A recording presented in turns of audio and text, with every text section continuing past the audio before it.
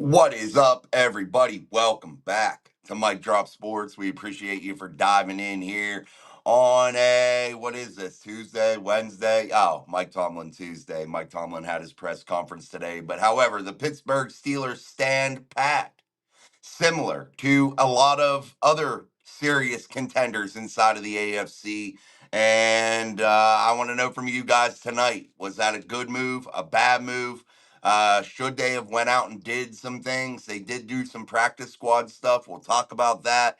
We knew about the addition of MVS, Marquez Valdez Scantling. So we will dive into that. We will talk a little bit of a review that I did of the game and talk about the Steelers' defense and offense and what I think is going on there and what possibly maybe they can do in order to keep this thing on the right track. All right, guys, like, share, and subscribe. We're going to get to the comments. I appreciate y'all for diving in with us again. Like I said, like, share, subscribe, all that good shit. We truly appreciate it. Daniel Warman in the house. How much input does Aaron Rodgers have in calling the plays? And do you think it was a mistake by not getting him another wide receiver? Thank you. Good to see you, Daniel.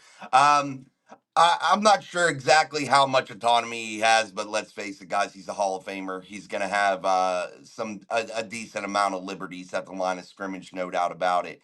And do I think it was a mistake for them not to pick up somebody? I do. I think the offense lacks something, and again, we're going to talk about it. And I think that's rhythm passing. I think that's in pocket passing. I think that this team definitely lacks some of those things, and I think it's because defenses don't have to respect as much in terms of the wide receiver department, and they're comfortable with their matchups on the tight ends right now because the Steelers aren't getting mismatches there. So I believe that to be the issue. I believe that the Steelers definitely should have probably went out there and made some sort of move. But let's face it, guys, the Steelers are hell bent on 2026 and preserving that draft capital that they have accumulated. And the reason why is because they're going to need offensive linemen. They're going to need a quarterback, more than likely. They are going to need several key positions, probably a corner.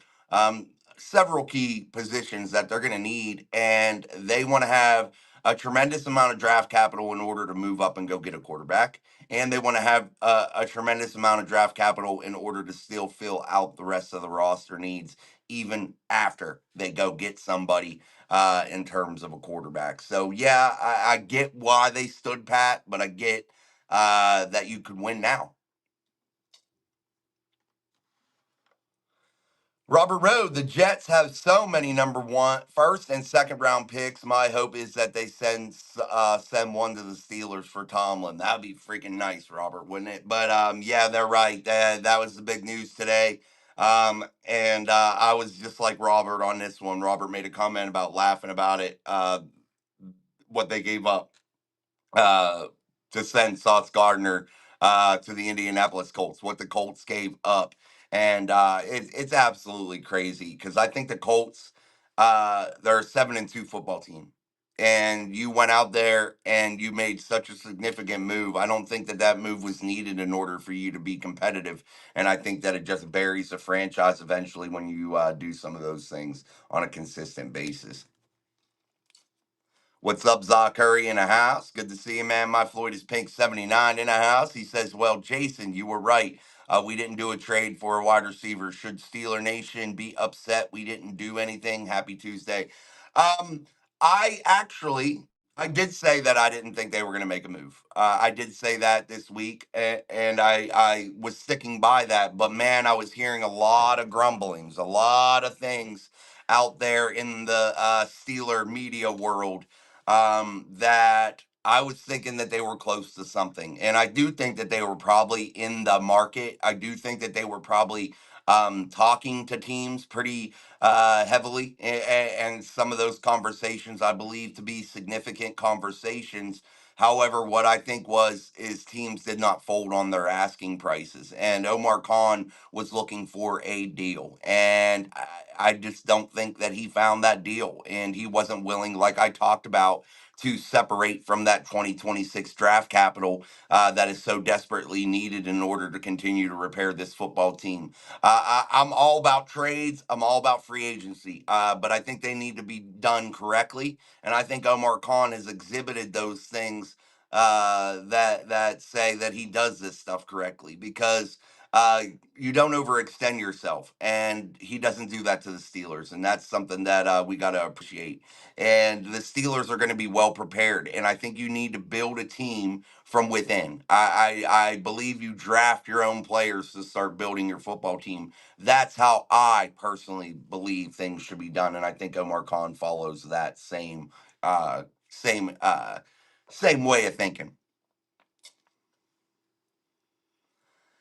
All right, guys, we're just kicking back, hanging loose, doing it up, man. I appreciate you guys for joining us. Aaron J, TD in the house. We're good to see you, my friends.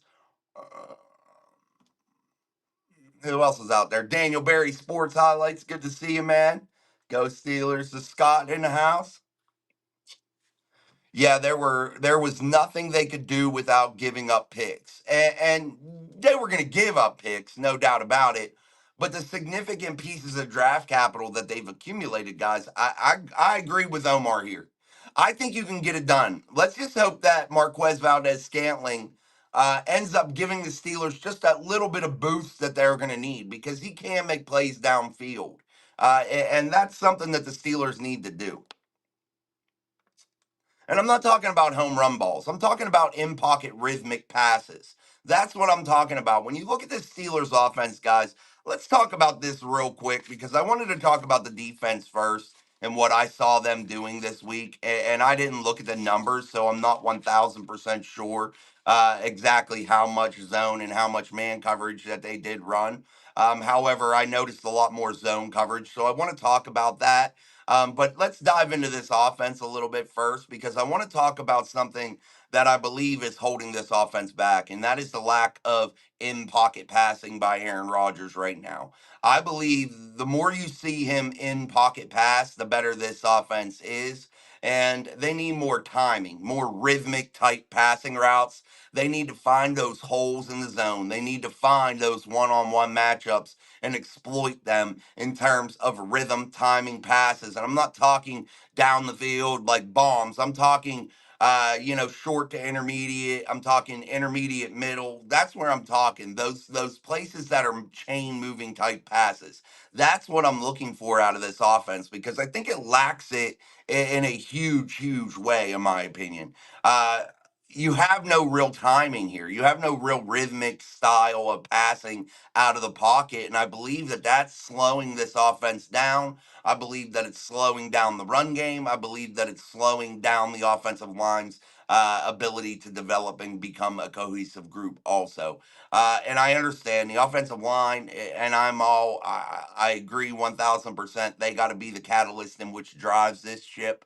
However, Aaron Rodgers got to be able to take those 1 to 2 step drops and be able to fire that pigskin. That's why I was talking about maybe they did need a wide receiver. I did say that I didn't think they were going to make that move, but I still believe that truly they probably did. And I wasn't in that camp to start the year because I had an extreme confidence in what they were going to be able to do with the tight end groupings because I truly believe that if those tight ends are utilized correctly, that they can be elite, man. And that's big. Hold on, guys. We'll get back to the chat. We do have a super chat coming in from our man, Zach Curry says, hope everyone is having a good evening and enjoy the victory. Turnovers don't always mean points. A win is a win, even if by 1 point. Yeah, I agree, man. Win is a win. I'll take it how you get it, man. I like W's. That's what I like. And we'll talk about the rest of it, you know? We'll have that discussion and it gives us something to talk about. But a good thing about it is your team beat the best team in the National Football League at the time. a 7-1 football team that was absolutely dismantling teams, and they beat them handedly. That game was getting out of hand, guys. Honestly, I know the score doesn't reflect that at the end, 27-20, but you look at where the Steelers were, and they were like, what? It was like 27, 24-7 or something at one time, or some crazy shit, 24-10, something like that. That game was starting to get out of hand. So the scoreboard doesn't tell you exactly how that game went. They completely shut down Jonathan Taylor. They were converting those turnovers for the most part into points. But they could have did more. They could have scored more. They could have been in the 40s, but it was what it was. They got a win against a very, very, very good Colts football team.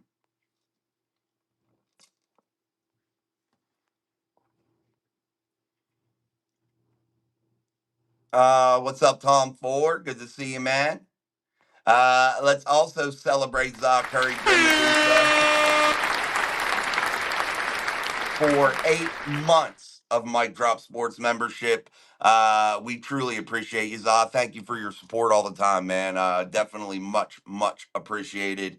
And thank you for being one of the true OGs here, and definitely always being a contributor, man. AWOL Bang Bang Steeler Gang in the building. What is up, Bang Bang? He says, if MVS was so good, why they put him on the practice squad? I believe because currently how the roster is constructed, sometimes that's what you have to do, and I think that that's what the Steelers needed to do in order to gain that comfortability with MVS. I don't believe they want another problem that they had last year with what's his name that they brought in from the Jets. Shit, his name's slipping my mind. Whatever, you know who he is. Um, Sometimes I brain fart on names, but anyway. I just think that they wanted to make sure and ensure that they were comfortable with him. I think they want to allow him to be able to come in, get comfortable with the system, and then bring him back up when needed. And guys, they're winning ball games right now. They're doing what they need to do. Wouldn't it be nice to have a weapon developing right now on the practice squad that you're going to bring out in week 12, week 13, and all of a sudden the timing's back with Aaron Rodgers because he's getting to maybe participate with Rodgers during practice and things of that nature. He's back up to game shape because maybe he's not in game shape right now. That might be another reason why. The guy hasn't played yet this season. So maybe that was another reason. So, I think there may be a multitude of variables that play with MVS and why they put him on a practice squad. But boy, wouldn't it be really something special to go out there, continue to develop Roman Wilson and Calvin Austin, get them a little bit farther along, continue to develop this tight end room in terms of the concepts that you're going to be able to use, maybe perhaps in a more rhythmic way, a more rhythmic in pocket pass game. And then, bam, bring out Marquez Valdez Scantling to give you another variable, another dimension to your passing game. Wouldn't that be something really, really cool? And maybe that's the way they're planning this out.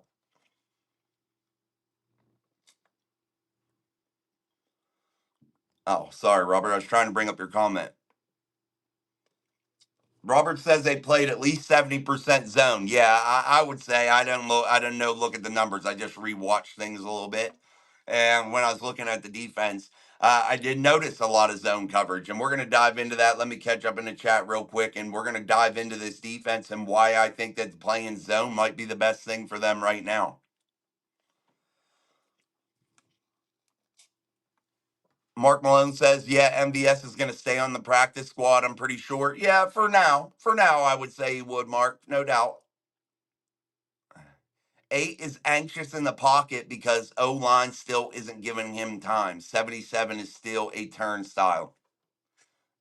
And that's probably part of the problem. That's probably why you're not getting that rhythmic passing game. But maybe some 1-2 step drops on those short to intermediate drags, outs, ins, those things may help. Because you got to be able to loosen some things up. You got guys that are quick off the line. You got Calvin Austin. You got Roman Wilson. You got DK. Those guys are speedy guys. They're quick off the line of scrimmage. Maybe play them more in those 3 wide receiver set packages in order to be able to create that quick separation from the line, and quick timing, rhythmic type routes to loosen up that defense that you're facing each and every week. Then, once you loosen that up, maybe then you're starting with the play action. Maybe then you're getting a run game going, but you're utilizing the play action with the tight ends. Now you're able to mix things up a little bit more. And I think that got to be something that you truly focus on here if you're the Steelers offensively.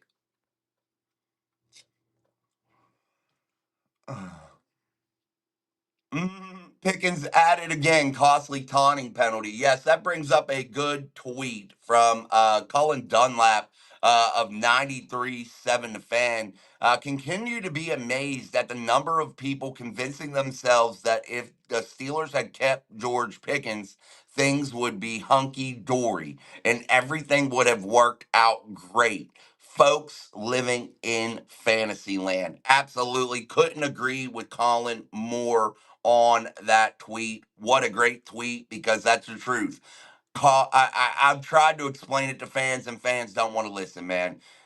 George Pickens is a problem. He is a head case. Yes, phenomenal talent, but that phenomenal talent doesn't outweigh the craziness. And you don't want that around. And the Steelers, I got to applaud them. They recognized it and they got rid of him.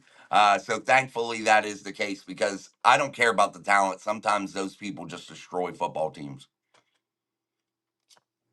Before we dive into this defense and the zones and get to more of your comment, let's talk about some of the practice squad moves that were made. In corresponding moves today, the Steelers released wide receiver John Rice Plumlee and outside linebacker KJ Henry from the practice squad on Tuesday. The Steelers also signed linebacker Mark Robb back to the practice squad. So Mark Robinson back on the football team to the practice squad also as another insurance policy in the linebacker department. Also, another signing inside of the Pittsburgh Steelers secondary. The Pittsburgh Steelers signed former Penn State defensive back Daquan Hardy to the practice squad. The team announced this today on Tuesday. Daquan is a Penn Hills product, grew up a Steeler fan, a former Penn State Nittany Lion, a guy that really wants to model himself after a Mike Hilton type player. He wants to play that slot type cornerback role, and maybe they are able to develop somebody like him. But I believe the Steelers definitely making some solid, smart practice squad moves to perhaps load the gun, man, a little bit in terms of load the pipe up a little bit in terms of injuries happen in the National Football League and keep people funneling in if need be that can maybe fill certain roles. You look at Mark Robinson and you talk about what Jeremiah Moon, I believe it was Moon. Who was that? Mm, no, Malik Harrison. That's who it was. Malik Harrison. I don't know why Jeremiah Moon came to mind, but anyway, Malik Harrison, what he did Sunday against the Colts, they brought him in something that was very interesting that I noticed when I turned on the tape. Again, you notice players too. We talked about Herbig before we even move on to Malik Harrison. We talk about Herbig and saying, man, he didn't get no snaps. He just didn't have a lot of plays, man. He did get 40 snaps in that ball game. So he was there. He did play. And 40 snaps is good for me for Herbig. But he's going to produce when he's out there. I think that he's played well, but do I think he's a starter all the time? No, but I think he is definitely somebody that needs to be out there. But we complained about that, but we did see Nick Herbig for 40 snaps on Sunday.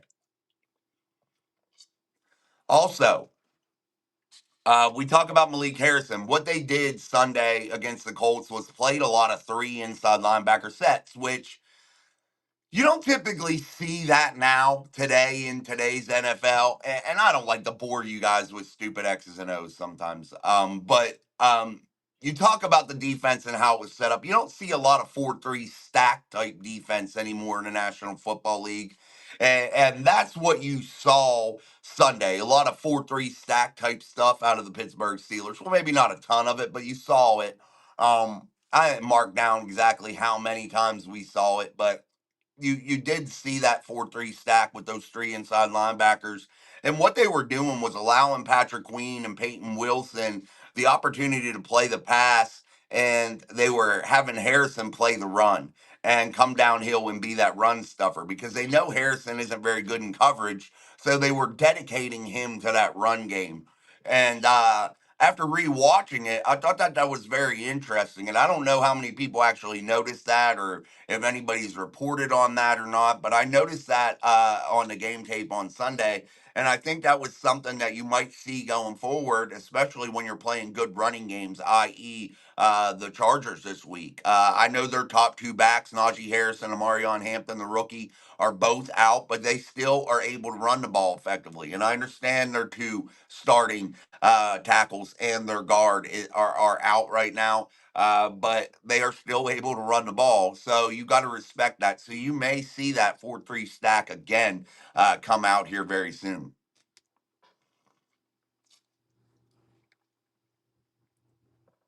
All right, let's get back to Wes.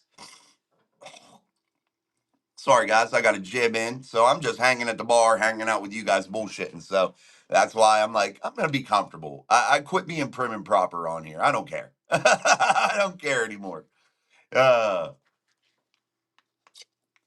Wes Hatchett says you can build your team through the draft, trades, and free agents. That's what the best teams do in 2026. Obviously, that's not us.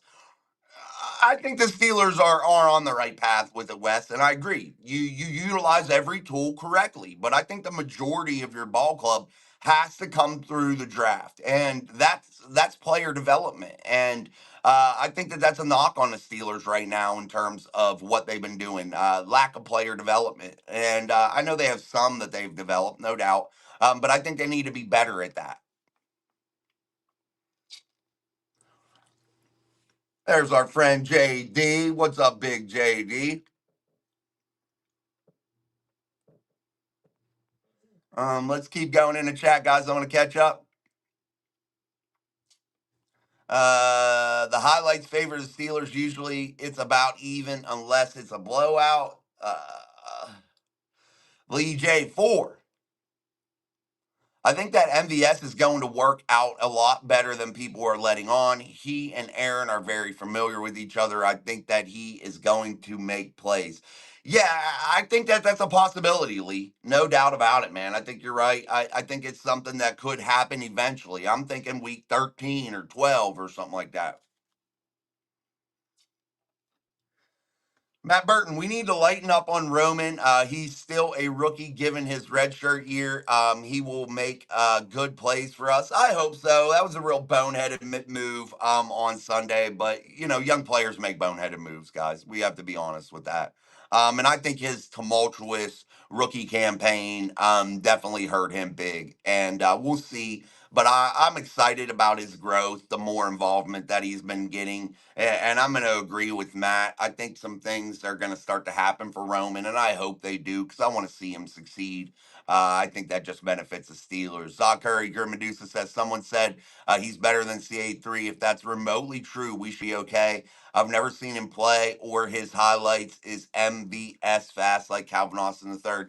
He's a speedy player. Last year, averaging 20 yards a catch, 4 touchdowns with the Saints. So I like what he did, but he was only in 8 games last year with the Saints.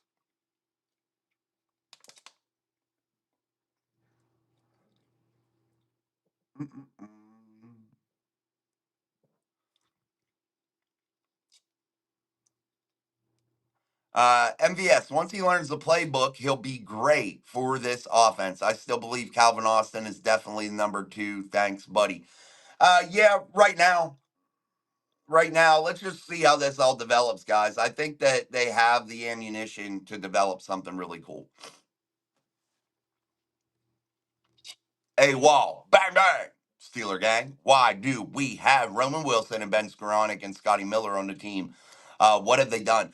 Well, Ben Skoranek, I'll go reward for him. He is a massive special teamer, man. And he blocks downfield like a monster. He's scored this year. He's caused special teams plays this year. I think his worth is much, much, much valued by the Pittsburgh Steelers, and it should be by you fans also. Scotty Miller, he's just a guy. He's a guy. That's an insurance policy, a veteran that you can bring in there that you know can make plays if need be. Roman Wilson is a guy in development, and we have to understand that. He didn't play his rookie season, so we'll see. Yeah, he is another AB. You're talking about George.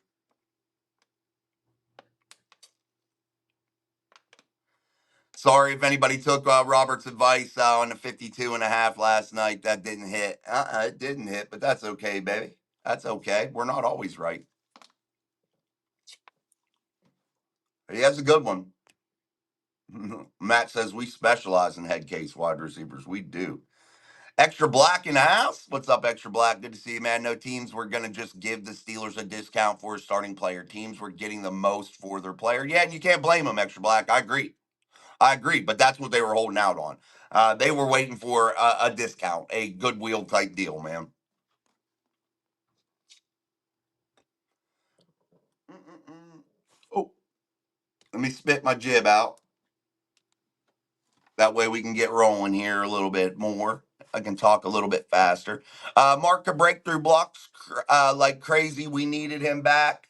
Yeah, especially if you're going to play that 4-3 stack. Hey, Wall, can we still sign free agents? I mean, I would say so. I mean, you can bring in guys off the street, no doubt. So, I mean, I don't see a problem with that. I don't see any rules or anything saying that. It's just a trade deadline. You're not allowed to make trades now. Tom says, I thought John Ross Plumley was a quarterback. He was. Slash receiver. He's a slash. He played a little bit in the NFL as a quarterback. We were playing 4-3 quite a bit. But I tried to tell Big B they were going to do it. Um, I didn't watch. I haven't got to see Big B, man. I hope he's doing well, dude. I haven't got to check him out. I'm gonna have to listen to a couple of his shows. I always enjoy Big B. Um, yeah, maybe. I didn't know that they were gonna probably do that quite a bit. That's a good call, Mark. I did notice that. Um, Again, I don't know how many people are out there reporting on that, but I think it's of something of a significant importance. Why? Because they know the secondary is of age, man. And what I mean by that is that they've aged in a way that you can't play the man coverage that you really want to. When we talk about that press man coverage all the time, I think it's okay sometimes out on the edges, but I think what they need to be doing is keeping plays in front of them and limiting the timing and the ability for a quarterback like Jordan Love was able to do the other night when they were playing the Packers, where he was just able to throw it up because he knew they were one-on-one matchups. When you don't do that, if you know it's zone concept, because why? You never know who's going to pick the ball off. You don't know where players are coming from. Those zone concepts are going to keep that rhythmic timing passing, I think, off balance a little bit. As long as they keep plays in front of them, you're going to continue to see a product that you saw against the Colts, a defense that's going to give up some yards. But what their main focus is going to be is their ability to control the run game, keep teams one dimensional, allow TJ Watt and Alex Highsmith and that defensive front to load up and pursue the passer, all while allowing the secondary to keep plays in front of them and hopefully cause some significant turnovers throughout the ball game. That's what you're looking for as the Steelers defense, and that's exactly what they're trying to do here. It worked. It worked. It worked, Za. Extra Black says, I think many fans before have forgotten before Khan, the Steelers were never big time free agent participants. They were lucky to pick up two players in free agency per year. Yeah, you're exactly right. During the Kevin Colbert era, the Steelers weren't major players inside of free agency, but they did have some crucial pickups inside of free agency. I remember players like James Farrier, just for instance, to bring up one. They would make some play moves of significance, when needed. Excuse me.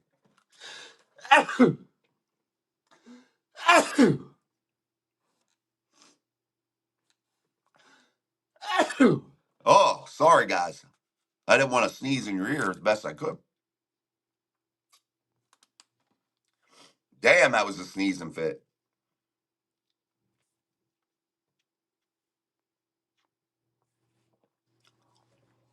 Robert Rhodes says the Steelers have quite a few players with either expiring contracts or non-guaranteed for next year. Lots of draft capital and cap space, and yeah, and they don't want to jeopardize that. That's why I think that they can definitely rebuild some things in a big, big way next year and really flip a roster in an exciting way for fans. I know a lot of fans maybe want them to do a lot of crazy things, but I think that they are in a position to really flip a roster in a way that creates a very young and vibrant group in the years to come, and that's something super exciting, especially with the draft being in Pittsburgh in 2026.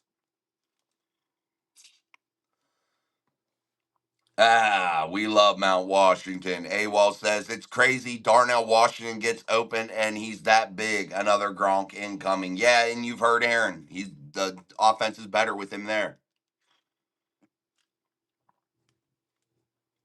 Mic drop. You are the only podcast that answers questions. Much respect to you. I love you, bro. And when is the cookout? Um, Thank you, man. I appreciate that. And I don't want to knock anybody else's podcast because there's some good ones out there that I really, really like, and I respect the people that do it. But I know there's a lot of them that don't answer your questions, or you got to pay, things of that nature, and that's their business and that's their show. And but there's a lot of guys I truly, truly respect and what they do, and sometimes when things are super busy, you can't answer every question. And we've had those times here to where the chat's been lit up and you can't get to everything. But I really, really want to incorporate you guys because you guys are the only thing that matters on this YouTube channel. It's not me, it's not the content, it's you, your questions, your ability to get your voice heard. And I think that that is what Mic Drop has always been built on, and that's what will always continue to be built on. And I spend a majority of the show answering your comments. Yes, I give you my insight on what I think, but the majority of the show is driven by you guys. So I appreciate that very, very much from all of you and your excellent questions, your excellent comments. You guys are very, very intelligent football fans.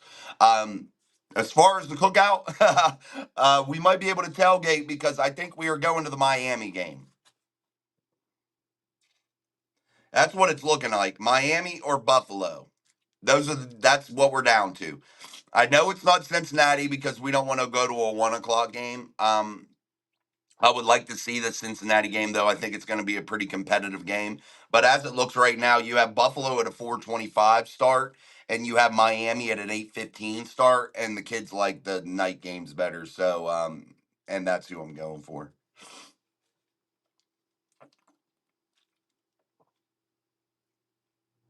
Oh, I tried to bring Mark's comment up. You would think nickel would be better at that.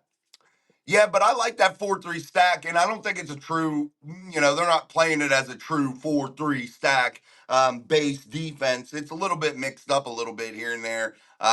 But I would think that what they were doing schematically in terms of allowing one of those linebackers to be a dedicated soul run stuffer, playing that run, roaming back and forth, knowing the limitations of that player, knowing that they're not really good in coverage. So you don't want to give the offense that mismatch by having that linebacker out there in a two linebacker set. So why not put him out there and allow him to come downhill and play a rum thumper role? But also, you have two speedy guys in terms of Peyton Wilson and Patrick Queen that are playing some of their best football this season. Especially Peyton Wilson, and I think Patrick Queen's really filling into it being an excellent Steelers pickup.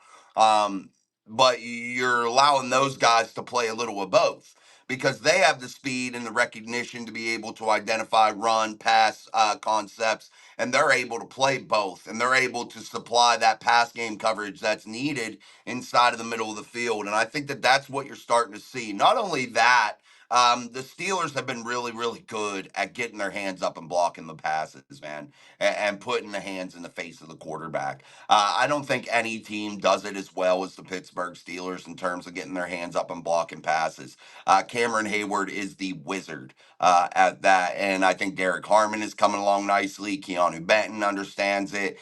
We'll see about Y.A. Black, how much he gets, but I think that whole defensive front really understands getting their hands up and understands muddying up pass lanes is a real way to cause significant game turning turnovers, game changing turnovers. And I think it's something definitely that the Steelers do better than anybody. But you look at this defense as a whole schematically and what they want to do. I want to caution you as a fan. I think they're going to give up those yards, those soft yards that we're talking about, and we're going to get pissed and we're going to get mad that teams move the ball around on them.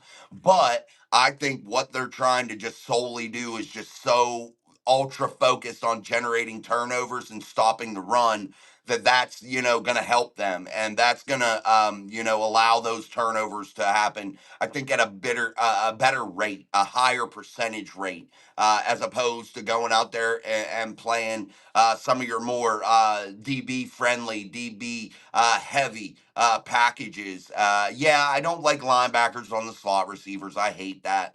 But when I looked at what the Steelers were able to do Sunday, if they can play that brand of football and the linebackers can match up correctly, I think it's pretty good, man. I don't want to see them do it all the time, but I definitely want to see them do more of that because I think it generated also by playing that zone and keeping everything in front. I think it generated time for the defensive front to go back into the face, into the lap of the quarterback and collapse the pocket.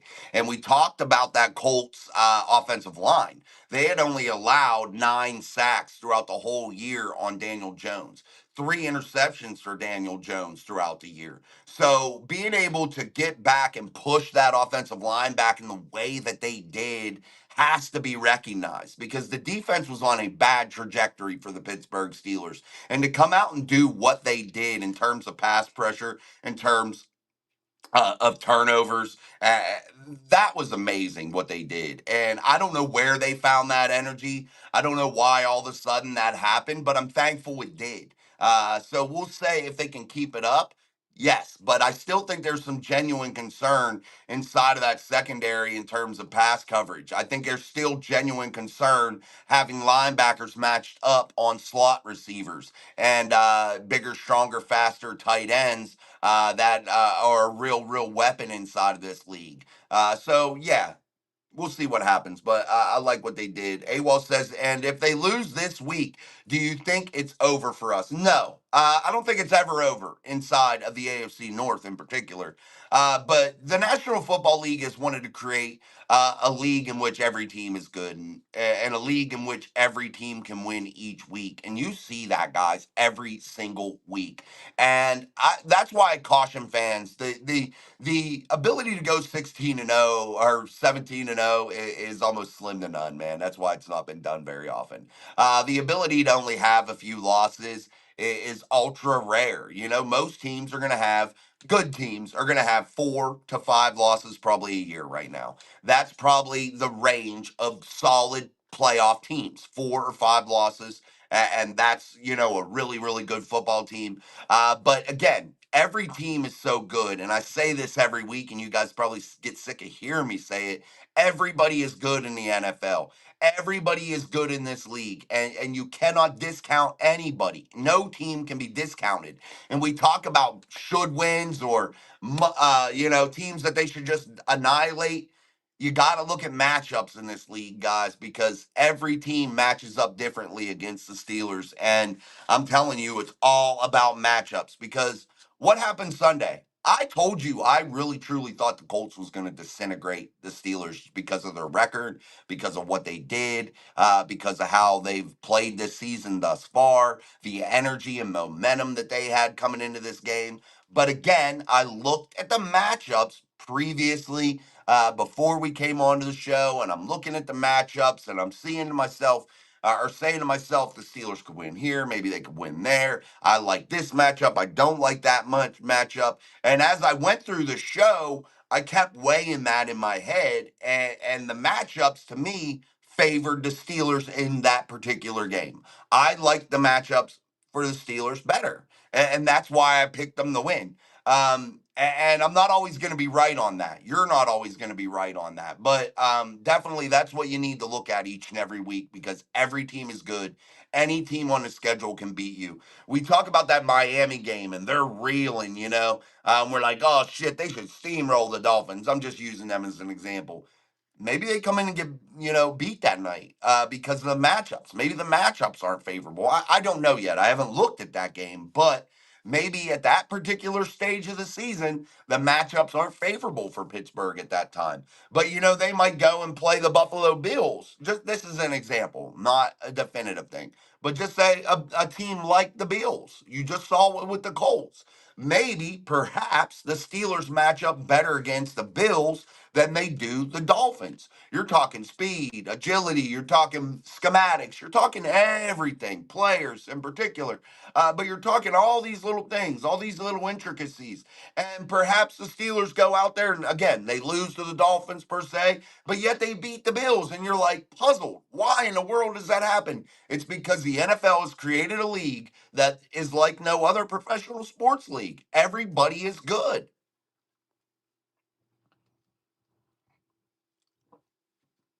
But I don't think they're done, man. I think again, I hope my answer was a little bit probably long-winded for you, but I hope that it gave you insight to what I'm thinking. Extra black, yes. We this will definitely be the last year for many of the vets on this team. It will be a youth movement next year. Yeah, absolutely, I agree, and I that's exactly what I'm saying. Extra black. I think that that's exactly the plan of the Pittsburgh Steelers. Is hey, we have some veteran guys right now that we really want to get a Super Bowl for. We really want to make a deep playoff push with these guys. Here's the opportunity to grab Aaron Rodgers, a guy that we know can win a Super Bowl because he beat us in one. A guy that's multiple time MVP and a future Hall of Famer. Why don't we bring him in, stabilize this veteran group of players that we have right now, and see if these vets have enough in the gas tank to be able to, make it through the war of the season, man, to make it through, muddle through with a respectable record to where maybe perhaps they win the division, have a good playoff seeding, and give them an opportunity to maybe have a home playoff game, which gives them an opportunity to perhaps make a run. Because, guys, let's just say this: if the Steelers can just continue to muddle through this regular season with this veteran presence, continue to win games, continue to stay at the top of the AFC North. Let's just say they're relatively healthy going into the playoffs.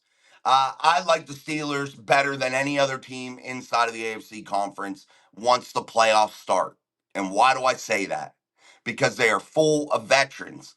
That's the key, though, getting to the playoffs and getting a good enough seed to where you don't draw a juggernaut right off the bat. You need to be able to have a team that you're going to be able to manage and get momentum built inside of the playoffs. That's what you need to be able to do. Face a team that you're going to be confident that, hey, we really got a good shot. We're going to get that momentum started, but I will like and favor the Steelers better than any team inside of the AFC conference, even the Patrick Mahomes team, even the Buffalo Bills with Josh Allen. I will still like the Steelers with Aaron Rodgers because of Aaron Rodgers and his ability to understand the playoffs, the veteran presence that surrounds that football team, guys like Jalen Ramsey, who's won a championship, guys that have been around forever like TJ Watt and Cam Hayward. I'm going to like that and favor that. That's not saying that they're going to go out there and win a championship. I'm not saying that. I'm just saying I like their chances if they can get a chip in a chair inside of the AFC conference playoffs. Daniel Warman says, the Steelers players is 28. Do you think if they don't make the playoffs next year, will be a rebuilding year? Um, Actually, their average age is 26 of years of age. But you're right, Daniel. It's up there. It's definitely up there. And do I think it will be a rebuilding year? I, I don't want to sound cocky or conceited about the Steelers because what they've done over the past decade or so doesn't deserve to have a cocky um, annotation with it at all.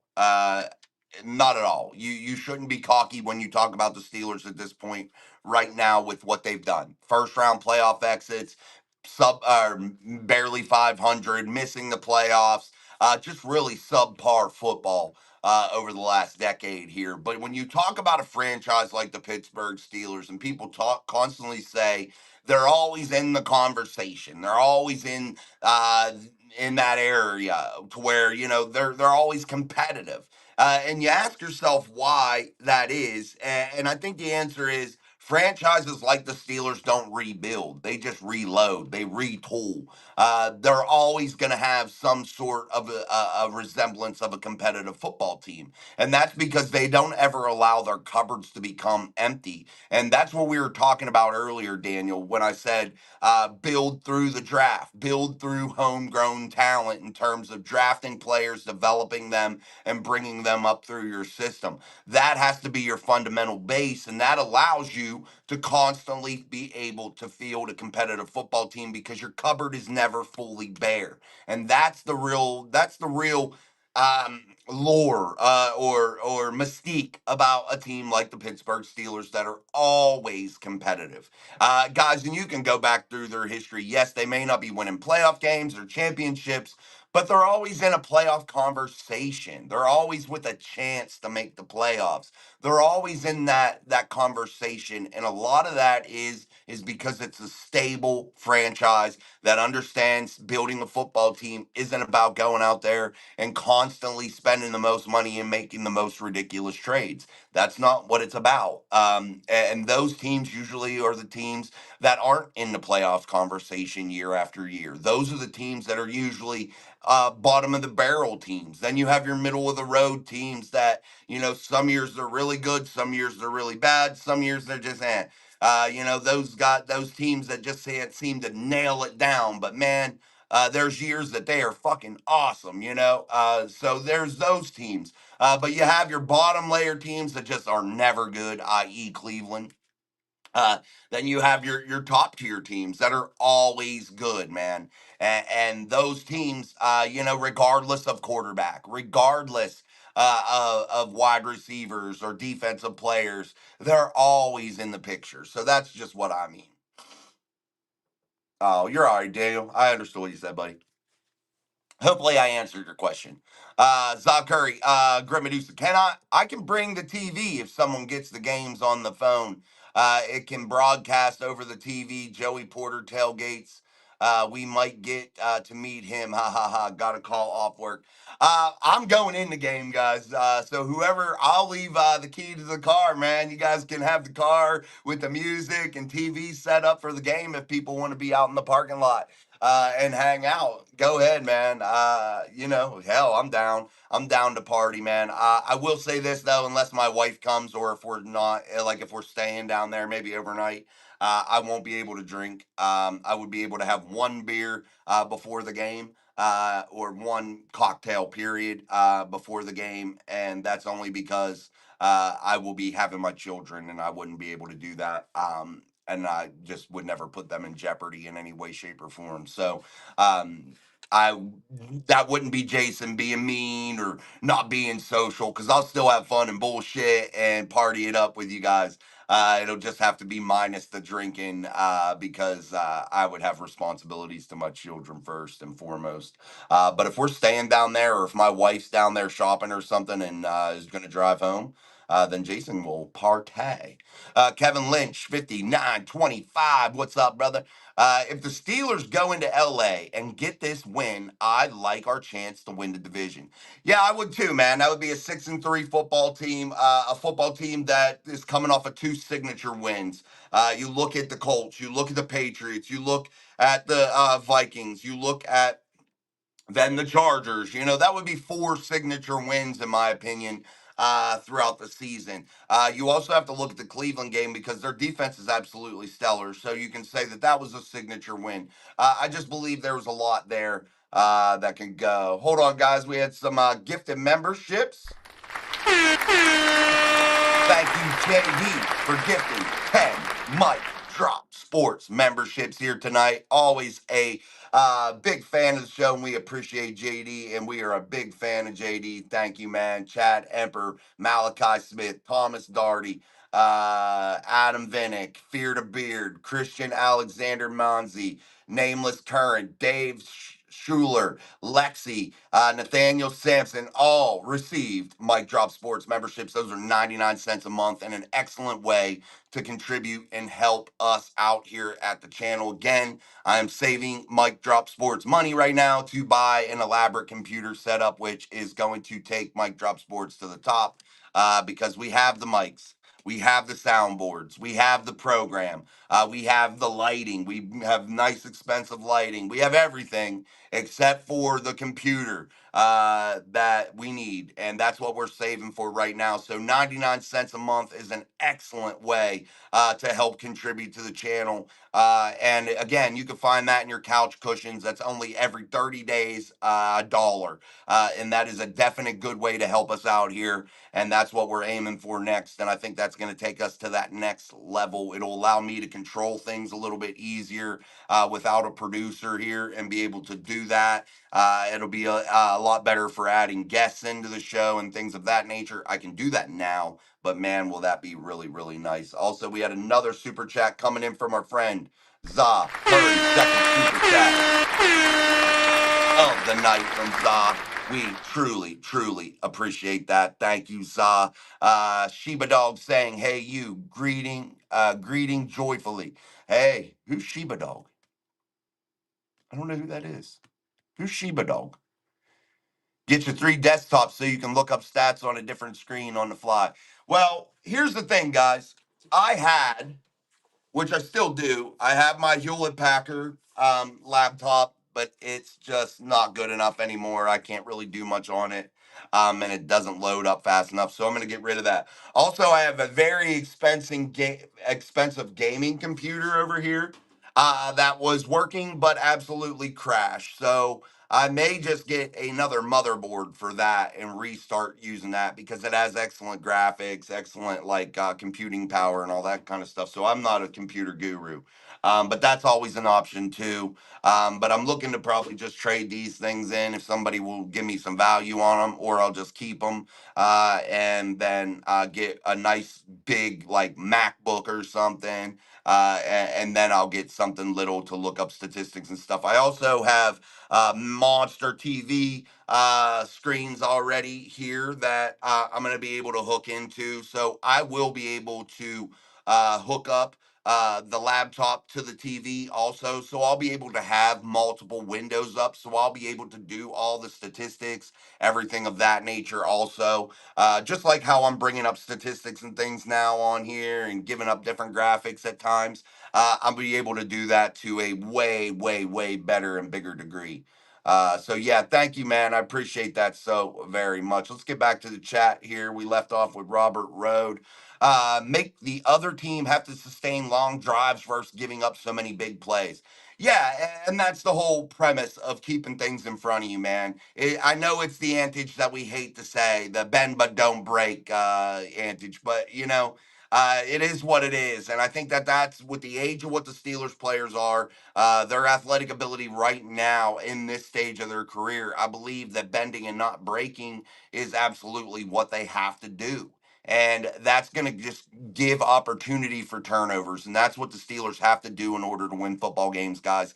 I'll say this. If the Steelers don't cause turnovers in a football game, you're looking at a game that, probably 90% of the time they're going to lose. And that's an issue. But it's the world in which we live right now as Steeler fans and the world the Steelers live in as a franchise.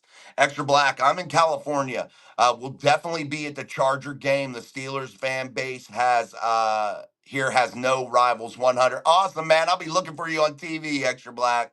I hope you have a good time there, man. Way out in California, dude. I appreciate you watching us from out in California also, man. Thank you, thank you, thank you very much, man. And I hope you have a good time at the game, bro. Have a cold one for me. Robert Rhodes says the game against the Chargers could be 80% Steeler fans in the stands. Both starting tackles for the Chargers are out for the season with injuries. Yeah, I can't remember their offensive coordinator, Munkin, I believe. Is that who is out at in Los Angeles now? He was with the Ravens, wasn't he? I think it was, or Steichen, maybe. I can't remember who it is, but um, I know their coordinator is really good at getting the football running. And I can't think of his name off the top of my head. Somebody help me out. Tomlin is gone if they don't win 2 playoff games. He's not. Andrew Mann says that Tomlin's gone if they don't win 2 playoff games. Tomlin isn't gone until Tomlin wants to be gone, and that's reality, Andrew. Regardless of how we feel as Steeler fans, he's here to stay until he doesn't want to be a Steelers head coach anymore. Jay, my man, that's what the Steelers supposed to look like. I agree, Daniel. I'm happy they got a win, man. I'm very happy, no matter how they did it or how it looked.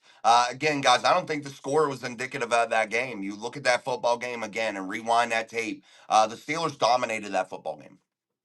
They did, and that should really give you a lot of hope as a Steeler fan because they were whooping that ass.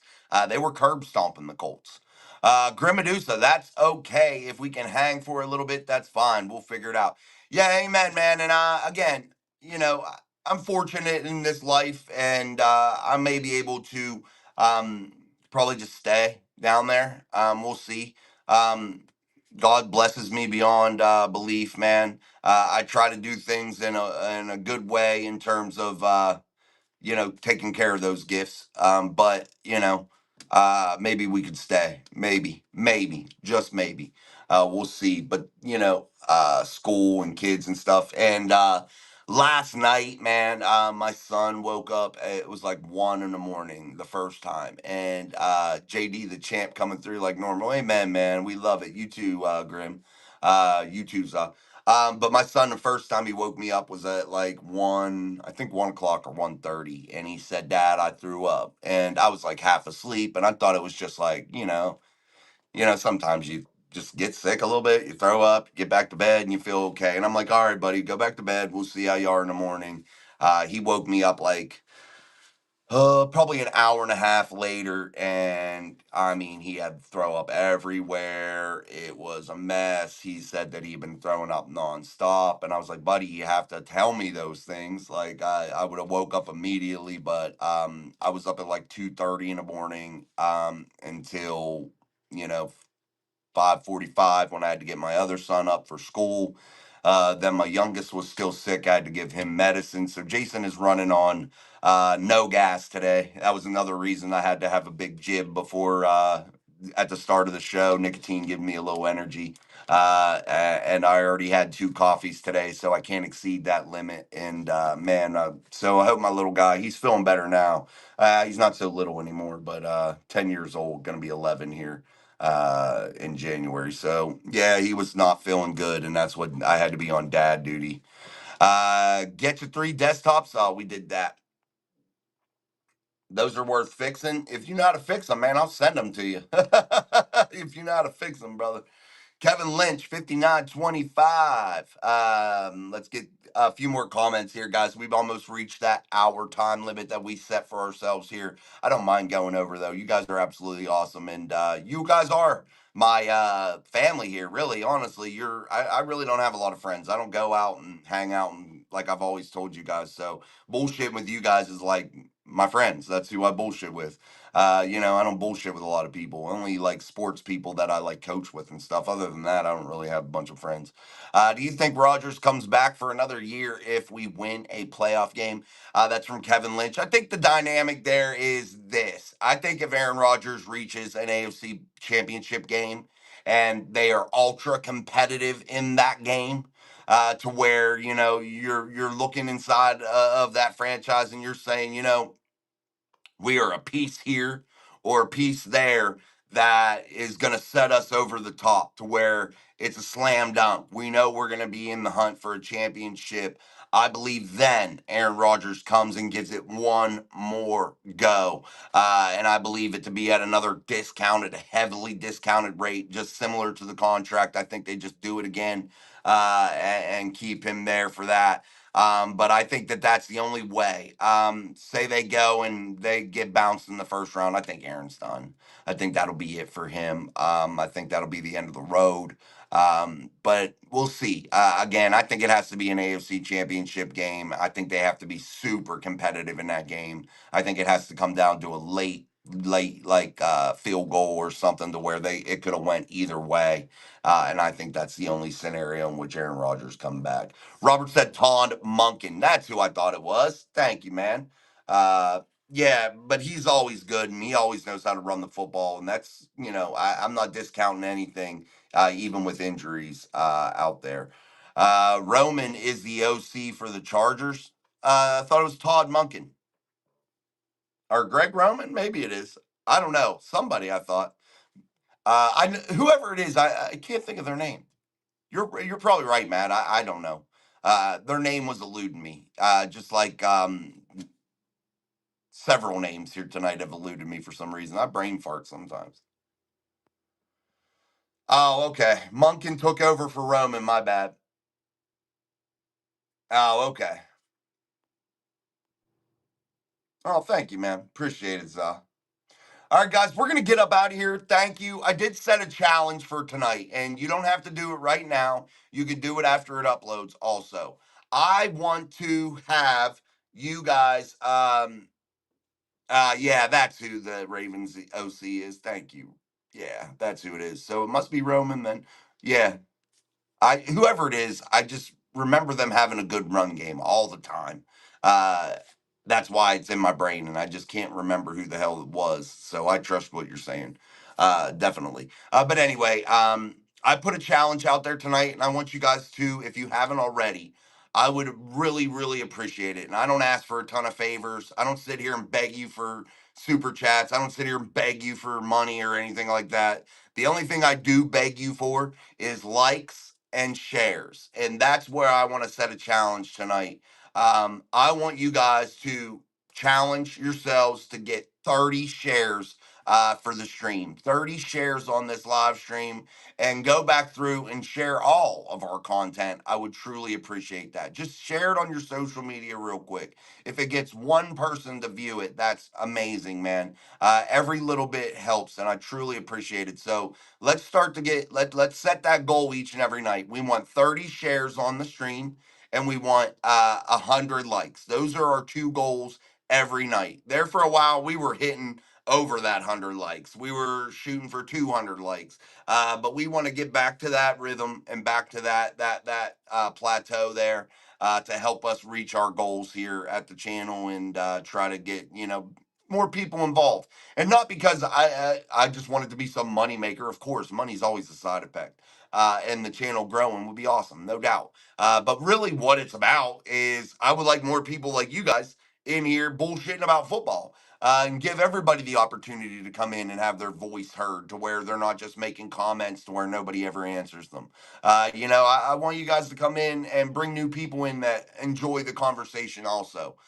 So we appreciate that. Yeah, the other way I used to go live, yeah, man, we used to definitely rock a lot of likes, a lot of views each and every night, no doubt about it. But this is a more professional way. So I'm gonna stay consistent with this and continue to go this way. And once we get the computer and the mics hooked up correctly, the lights are already here. I'm gonna redo the entire studio setup and really take it to the next level, but the computer's just the next piece. So all my YouTube money is going to go to that. And once we get there, the product will be truly, truly professional. We have everything. So everything is already in place except for me redoing the studio, running wires and things of that nature.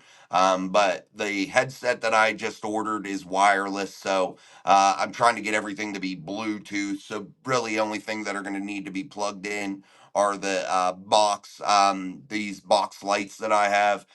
They're really big and bright and they're super hot. So I'm going to also install a fan because, man, dude. And the fan I won't have right over here to where you're going to be able to hear it. I'm going to put it far back just so I can get a little bit of a breeze because these lights are hot as shit, dude. They're monstrous. Yeah. So, but everything's here. Everything's in place. It's just a computer, and once we get that, we're going to be rolling. So I'm happy where we're at. I built this from the dirt. I was the first subscriber to my own channel. I had one subscriber, and here we are, almost 5,000, and probably the best community of Steeler fans on the internet, without a doubt, in my opinion. So thank you guys. We'll talk more tomorrow. There's always more talking points. Again, we'll dive in more to that defense and what they've been doing schematically. We'll talk more about what we were talking about a little bit maybe tonight, tomorrow night also, with that rhythmic passing game and what maybe possibly they can do to give Aaron Rodgers enough time in order to complete those passes and make those things happen. But I don't think it's a real offensive line issue there. I think it's just a more rhythm and timing type issue with the wide receivers. You know, those 1, 2, 3, fire. That's what I'm looking for. So thank you, JD. Yeah, this PC here's has a big fan in it. I'm not sure how it crashed, but I'm gonna take it apart and take out the motherboard and see how much buying a different one would be, because I may already have enough for that, and go. I've always said I'm never gonna take a bunch of my own money and put it into this, because I want it to sustain itself, you know, because this is a hobby. It's not my job or anything. So I'm going to try to do that. Again, I work to get this channel monetized, so why not let it pay for itself? So maybe I already have enough to get the motherboard to get this computer up and running. And then I would just buy a really super cool webcam, and which I have a ton of cameras already. I have GoPros, I have webcams, I have all types of shit over here. I have professional Kodak or whatever they're called, cameras. I have all types of shit that I've bought over the years. So yeah, it is what it is. So yeah, we'll get it done. But anyway, guys, we'll be back tomorrow. Thank you again. We want to reach 30 shares on the stream. So just go back and share it to every social media platform that you have. If you only have one, share it to that. If you have YouTube, share it to your posts. Share it to everything that you have. I would truly, truly appreciate that, because the YouTube algorithm does recognize shares and likes. And of course, it does start to recommend things. I noticed last week you guys must have been sharing the show and liking it up a good bit, because of my analytics. A lot of our views came from what's next, which is, you know, when you're watching a YouTube video, they put things in queue or put things in like order that you might like to watch due to your analytics. And ours was being recommended a good bit last week. So let's try to keep that theme going and try to do that. I may be wrong, but that's what it said to me. So we'll see. But I would appreciate that. So until tomorrow, guys, I'm Jason. This is Mike Drop Sports, and the show's still City Live. Power takes the approach as a coach. Let's go. Let's go. It's a field back block, and that's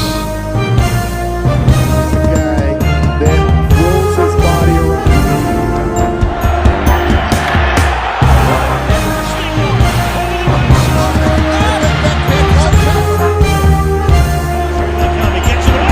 Mike Drop Sports. Steel City Live.